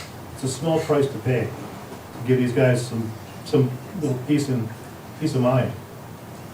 Scott does a fantastic job training with the fire department. I mean, I've seen it, they go up immensely, the amount of work and effort that he puts into it. Chief Bowles does a great job, Sheriff does a great job. We got the Clint. That's what I'm gonna call Chad. Everybody's not named Chad in this room. They do a good job. I mean, there's gotta be some education for the public, and they have to understand what it's gonna be for. It's gonna be spelled out black and white, and you gotta adhere to that. Like Jalen said, we can't guarantee what's gonna happen until the year. It's a year-to-year process. So you gotta elect people that are gonna do the right thing and not their own personal agendas. You gotta do the right thing each and every time and not worry about themselves, worry about the best for the county. I'm sorry, I didn't. Go ahead. I'd like to add real quick that we're not the only county that's considering this. There's a lot of other counties and cities in the area that have already implemented this, you know, to help with their, you know, first responders and public safety also. I'm in favor of it. Basically, nobody wants to raise taxes. We all have to pay them. But this is a specific tax. It's not a general income tax raise that can be used for anything. It's for a specific reason, and we have to have a boost now. It's not something we can kick the can down the road, you know, well, in 3 or 4 years this will work or whatever. That's what happened. And it goes back a long way on these. I'm not going to expand anymore, but I come from a fire department family. My dad was a fireman. My daughter's father was a firefighter, and I remember way back when, and it actually started then. But I think we've got to try to keep our employees. We have a great police force and fire department, EMS, at 911, the whole bit. We have a great group, and we need to do something now. It's not so, and I agree with what were the other discussions as far as the county and city working together. That would be wonderful. But right now, our immediate need, I don't want to go into another negotiating session with these people and tell them that they're not going to get what they deserve. It's not going to take them to the top, but at least they know we're making the effort. And the efforts we've been able to make just aren't enough. We've got to be able to catch it up. And I think the controls, like you say, nobody can guarantee down the road that somebody's not going to do something, but that's why right now is a good time to say this. That's why you get out and vote. You watch what people are doing, what your council members and your county and your commissioners and whatever are doing, and you get out. That's how the city, the residents and whatever can have some control of that too. But we just have to trust that these people will do what they're supposed to do, and will keep it within the realm of what it should be. And there are, as Adam said, there are safeguards and whatever that we can do that. We can't not do it for fear of something might happen down the road that will suddenly. I'll tell you right now, whatever, we're bound by State Board of Accounts to use that money where it's supposed to be used. Right. We're not going to spend it on his Right. Ferrari. I mean, it all looks new to me, but what I'll tell you is, if I put $500,000 into a fund, so your general fund, your general operation fund, right, for every department head, if I add $500,000 to it, right, everybody's saying, we're gonna use this money for you. You're right, it's in your budget. But what I'm not telling you, and I'm not saying anybody up here is saying that, but what I'm not telling you is that next year, I can take that same equal amount, or a percentage of it, and as you alluded to, move it over. Well, I can And tell then you. slowly but surely, all that money that I gave you is gone. Sheriff? Well, I can speak, from our department, and probably from the police and EMS, all three. Once those are given, they're contractually bound anyways. Jacob, They're gonna remain in that budget. I get your position, but the flaw I have with it, and then maybe I'm misunderstanding it, is, and I think Adam kind of briefly mentioned that, is you're concerned that, hey, we're gonna always have this money in there, but we're gonna take other monies that we've been putting in their budget and not put in their budget, right? The problem with that theory is, I'm just gonna use basic numbers, okay? Let's say an officer's making $50,000 to start out with, and we bump it to 55. We're not gonna take out money on the other end and keep this tax in there and then take their salaries back down to 50, because I can guarantee you that's never happened. I can guarantee you nobody in the state of Indiana reduces salaries. So once it's in there, I guess I'm losing where you think that there's gonna be a future council that's gonna be able to take it away in a different area. So I mean, maybe they take it away from equipment, maybe they take it away from vehicles, they're not gonna take it away from the salary. Right, and I don't want that other budget that's already there reduced or something taken away. Right. So, if you're saying, let's say they get a 3% raise, okay, I gave you that money. Do they get that next year because I just gave them an extra raise? What's your question? You're saying, Do I are they gonna give get them another another 3% 3% raise? raise? Well, see, Like they that's, should to keep up with well, the and I want curve. everybody to be clear on that. This doesn't go up, we're not gonna get this same increase every single year, it's just in there now, right? So this will not be money to allow us every year to give a $5,000 raise. If that's the impression, that's inaccurate. Right, I You get understand. $500,000 next year, and it may go up a bit because of people moving in or out of the county, they go up or down. Right. It's not gonna go up another $500,000 every single year. No, I never said that. Budget, that's how it works. But We do it every year for the jail fund. But I never said that. What I said is, there's potential for that, and even Adam said in the last meeting, 2 meetings ago, that agreed with me, that said that even though we put that in there, doesn't mean that somebody is not gonna take that from somewhere else and say, okay, you've gotten that, now we have breathing room to avoid giving you this other benefit. And this isn't a negotiating table, Right, but I understand that, but this is going towards salaries, right? And that salary's never going to be, government entities don't decrease salaries. so what happens when I have an experienced person with 20, 30 years at a certain level? Where does that money go once they retire or move to another department. I mean, I don't, You rehire and replace. Rehire at a different level. No, So where it's does still, that go? the base price is still going to be $5,000 more than what it was. The base Today. salaries on the fire department You don't budget change. your salaries on the number of employees and But we're talking about the increases impact of annually. the 500,000 or whatever that number is. Where does that money go? Because you committed it at the time to those salaries. I don't You see. lost that. I don't see how your budget could actually go down. From what I'm understanding, the money from this tax, from what I'm hearing, is gonna be used to give these raises and probably depleted or used up for the most part. So the only way your budget, my budget would be able to go down would be to take it from someplace else, like from equipment, and that's just not gonna be able to happen. That's not even possible. Sugar, did you want to add anything? I think it just, once it's implemented, the way that we experienced it with the jail tax was the jail tax was implemented, and then some of the stuff that was being taken out of county general, like our vehicles, our gas budget, it was moved from that county general over to the jail tax to give a little relief. So if it's dedicated to raises, and I pray that it is, it's just dedicated to raises, I don't think they could do that. I don't think they can take away our pay raises. So I just ask if this does happen, it's dedicated to raises, so the majority of it. Maybe a little bit for equipment, but the majority of it is dedicated to this. It's not just wide open that we can move some funds around, because it's happening. And Jeff, I don't think there's any ordinance or any statutory way that you could enforce a safeguard on that, right? I mean, Everybody we comes in can't with restrict that, a future board from taking away equipment Right. and budget to fire. We can't, I mean, we can't restrict, we can't do that. But they can't touch the wage. They can't. They can't, They they can't can't take away the- reduce. In my they're not gonna experience, reduce that. I would love to see what that would do to a community if we take away, if we start cutting people's, I mean, at any job you have in the government, I am unaware of that ever happening, ever.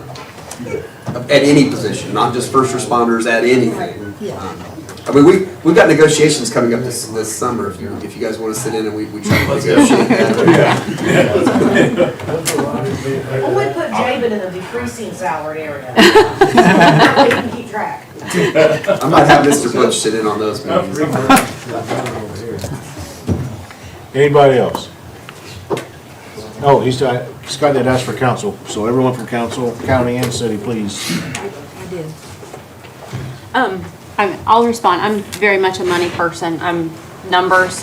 I have to have the numbers. I have to figure it out in my head. So I have to be able to sit down and look at the breakdown of, what the raises would be and how much that's going to be per department.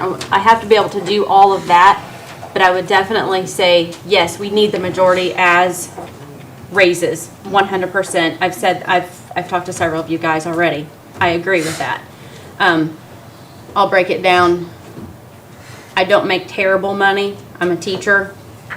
I don't make great money, but I live. It's $14 a month for me.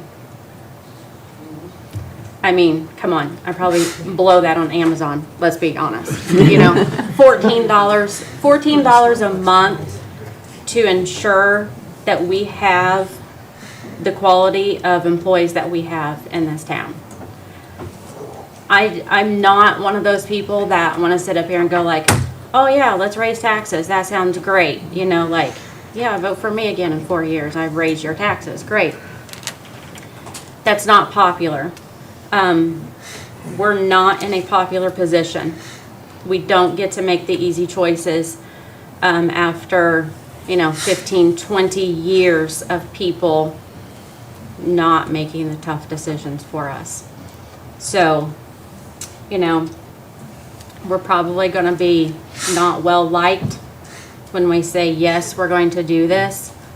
But when it comes right down to it, we either do this or we start losing quality of life here.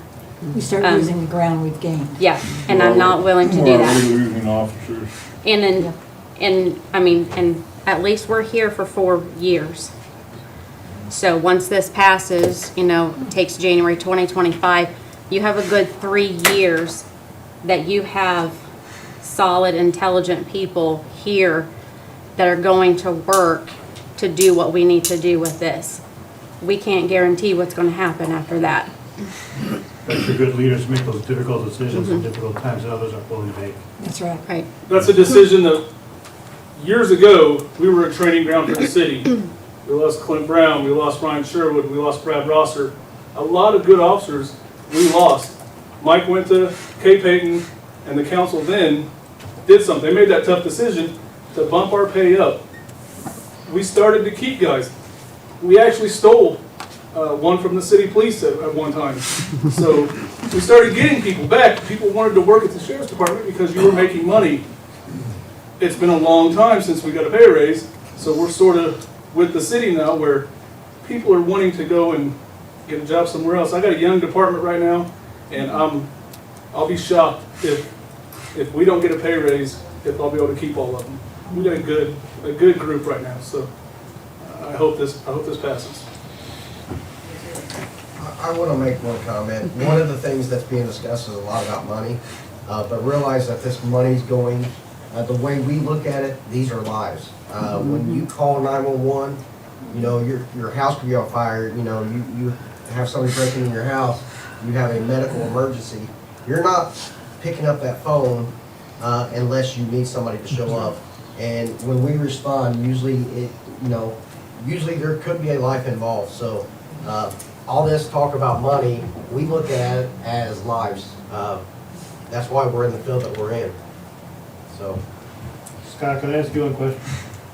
Yes. Scott Jones. Oh, sorry. Go ahead. Compared to 1950 and not to today, get a house fire, how much time do you have to respond? See the house that would go to 1950 and today. I don't think he was around then. I don't really remember. I think you're right. But the materials that the homes were built with back then, the furniture. Right. We know that a house today will go in a matter of minutes. Yes. 3.5 minutes, that's all you have. And but back then, you had more time. Right. So it's important to have good people on to respond, because a lot of times they may be just in defense mode, not in offensive attack mode. Right, and we take pride in that. We got a great department. Every department here is great, but we have really good response times. That's the whole reason you don't see a lot of, burnt down buildings on the front pages of the paper, because we have great response time. We have well-trained firefighters. They can get in there and do their job, and then we can all go home safe. And that's the goal. Everybody here watches the news. Everybody sees the crime. You don't want that here.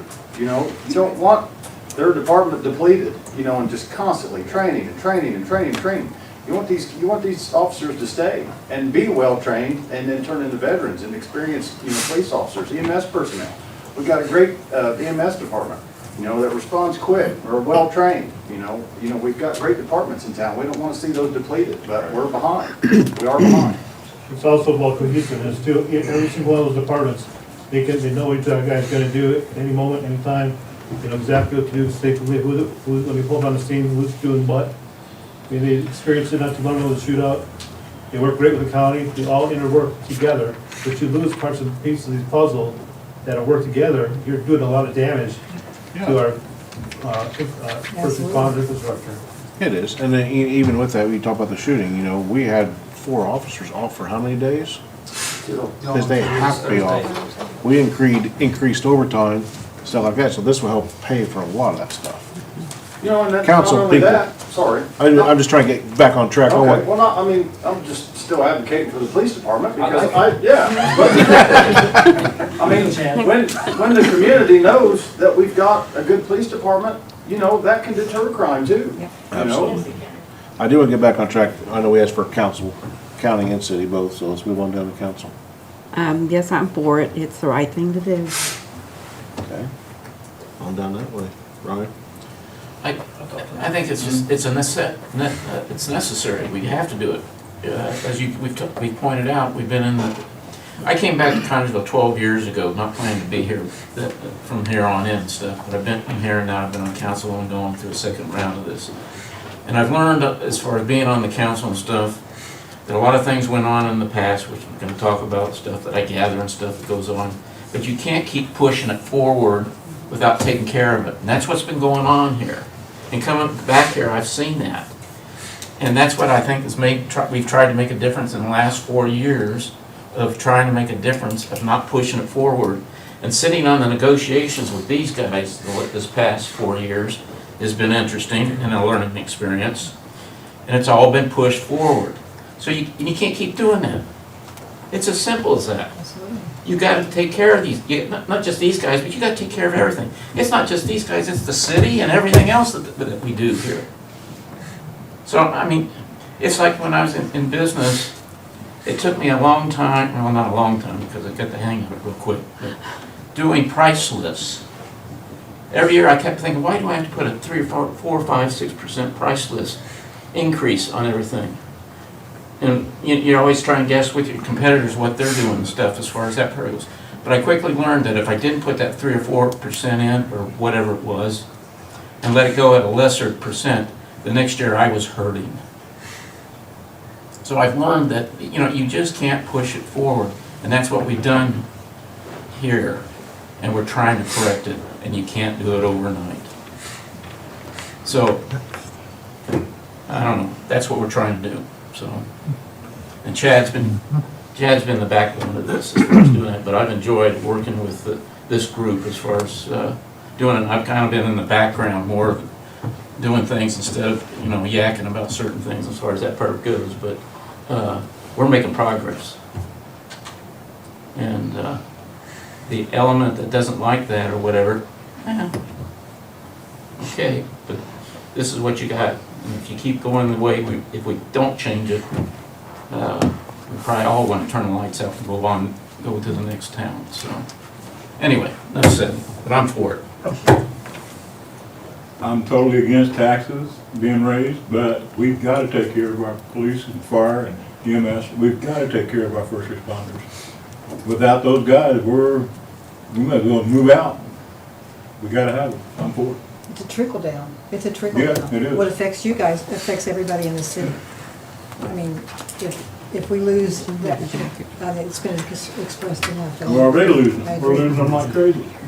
It's just, we're losing some good people. So we got to do something.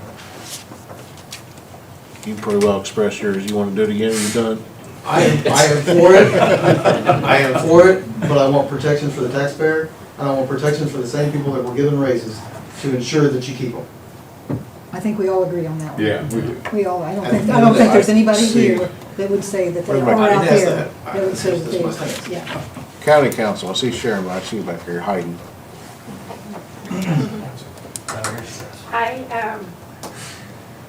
I just, and this, we're talking about change. Sunday evening, I spoke at my church, and my topic was the big C, change. Nobody likes it. And and that's where we're all at. But unless you change, nothing changes if nothing changes. And we can stay status quo, or we can have services and amenities and be competitive, just like other cities. Do I like taxes? Heck no, I pay a lot of them. But do I want to pay for my police department and my fire department and my EMS? When I pick up my phone and call 911, I want them to be there. And I want someone that's going to come and I'm going to feel safe. I have grandchildren and great-grandchildren that I'm raising in this community. I want the safety. That's why I'm still here. That's why I'm a part of this community. Do we like the word taxes?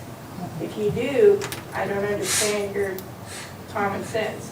But common sense also says, if you want quality services, you're going to pay for them. And I believe, I'm just being real, and I'm going to get some conflict on this, I can guarantee it, but I would definitely agree. That's my position on it. That's how I feel about it.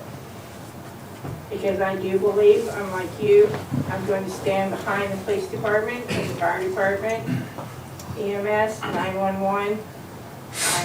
I want them here. And I want quality service. And I don't think that's asking too much. Where's more council people? I saw Jim Mr. Wolf in the back, council. Me? Yes, sir. No, city and county's gotta work on this together. You know, one meeting's not gonna do it, it takes a tax, we'll have to do the tax. I think we all sit down and have some more meetings between us, because it's the first one. I agree. we've had. And I think there's probably ways we can work it out. If everybody's agreeable, and I think we need to sit down and have a meeting. Where's And, everybody here knows I back my, you'll say I back the first aid department, don't you? Sir, I need you guys before, didn't I? I called you. You were there, you were a little bit late, but you made it. I'm glad to see you. But, every time I called, well, I've been there, except one time, where I shot myself in the foot. We're not going there. Hey, they had a fender bender at Walmart, which is more important than a gunshot wound, but We're still not gonna go there, Jim. Past that, but, yeah, we gotta work together to get something out of these guys. Other counts, okay. I think I've already stated where I stand. Just give her one opportunity. Where is other here? Casey, Linda, sorry. Well, in typical political fashion, give you a long answer to yes. But, as I said earlier, and I'm not saying claim to be one, but good leaders make hard decisions in difficult times. And I brought it up back 9-10 years ago. My mind hasn't changed. So it has to be a place. Our first responders have to be protected from 911 to the fire, to the police, to the sheriff's department, to the EMS. They all got to be protected, taken care of. And it's a purpose-built tax. It's not just a tax going for anything. It's purpose-built. That I can support. Are they going to increase the taxes? No. It's purpose-built, and the jail lit. I can back it. Mr. Bennington. I had already said what I needed to say. Okay. I mean, I want folks to know that I want good police and fire and EMS services too. And one of our boys is a deputy in Franklin County who's been shot at. It's important that you guys have that. But from a fiscal standpoint, I think it's important that we have a bigger conversation between the city and the county before we start adding taxes. And you never know, we might find some inequities in there that would free up money for that very thing without adding to the tax burden. Is there any other council? Is there any council out there? I can't see out there, so just want to make sure everyone gets an opportunity. Okay. I Well, would like to say one more thing. yes, sir, go ahead. What are you laughing at? No, it's not about the police department this time. It's about another department. The whole time I've been speaking, I say police, fire, and EMS, but 911's depleted, awful. And they're our first line. If they get something wrong, then we do it wrong. She's understaffed and very, very underpaid. So they deserve a lot of respect, and they deserve a big bump also. So let's not forget the 911. And at one time, I would even say this, and you remember it, this used to be a premier 911 center. They're very, very good, well-trained, quality dispatchers. But they can step 20 minutes that way or 20 minutes that way and make $15,000 more, and it's a no-brainer. Revolving door. We've been dealing with 7 dispatchers. I've been working 100 hours every 2 weeks trying to keep up, because we can't get anybody. We have 0 apps. The apps we do have, anyway. Like Mr. Bevington said, I agree, everybody needs to come together and find some money, because I think the public safety tax needs to happen to take care of us, but everybody needs to come together to take care of Other things. courthouse employees, city employees. I don't know how the girls at the courthouse can live on what they make. So finding that money for everybody else is great. This is a good way to take care of us, and then later on coming together and taking care of the courthouse and the city employees that are making nothing. That's going to be my point as well, because it's not just fire, police, EMS, and dispatch that's underpaid. Every department's underpaid. We can't use public safety tax for that. We're not going to. We're not going to shift money away to do that, but we also have to increase the other departments as well. So whatever money we do find, we have to shore up other departments as well. So to me, this is critical to shore this up. Can we find some savings? Probably. But that's gonna shore up other areas that we can't use public safety to shore up. This is something we need now. Last summer, we did budget hearings. Yeah. Trust me, we were cut to the bone, $1 million. No, nothing in there. We run as, Adam can confirm this, we run a very tight ship here. So do we. It was $1 million, we had to take out savings to protect the budget. Okay, anybody else, before we close this? I know it's been a long meeting. But I want to say, I'm like what you were saying, and I'm being president of the council, I definitely want to work and work this out. There is no reason that we all can't work together and come to a resolution and every bit of this. Absolutely. Other cities do it, other counties do it. And they prosper, when they work together. We are in a very unique position, and somebody might know the answer more than this than me, but we are one of the very few counties that only has one city.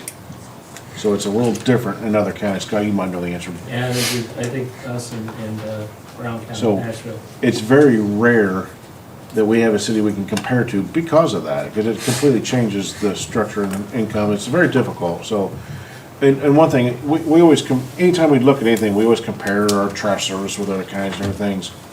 But Brian brought up a point with business, and business is my passion. My hard cost as a city of Connersville is different than the hard cost of the city of Rushville. You can't compare apples and apples on what you're paying, even though that's part of it, but we have a different hard cost that maybe they don't have. Same way with one business. I can sell my product at one price, and why can this company sell the exact same product at this price? It's because our hard costs are different. So yeah, we do have to compare, but we've got to be careful not to over-compare is my point with that. Okay, the first responders are going crazy here now. Dispatch. So if there's anyone else have anything to say before I close this? Because if not, we'll close the meeting. Is there any prospective new businesses coming to town? I'm sorry? We need more new businesses coming to town. We have new businesses coming to town. We've had several ribbon cuttings, and we have more coming up. There are businesses that are they're not 125 employee businesses, but that train has gone down the track. But we are, the chamber, like I said, we've had several ribbon cuttings. We have more coming in, and there is interest in Connersville. That's what we really need is that, because we've lost so much revenue over the years, and people, we need more business. Yep. That's what we need. I got to stick to my point of discussion on this, and that's these two, so Yeah. that's another topic. So Yes. anyway, I'm going to go ahead and close the meeting. Thanks everyone for coming out.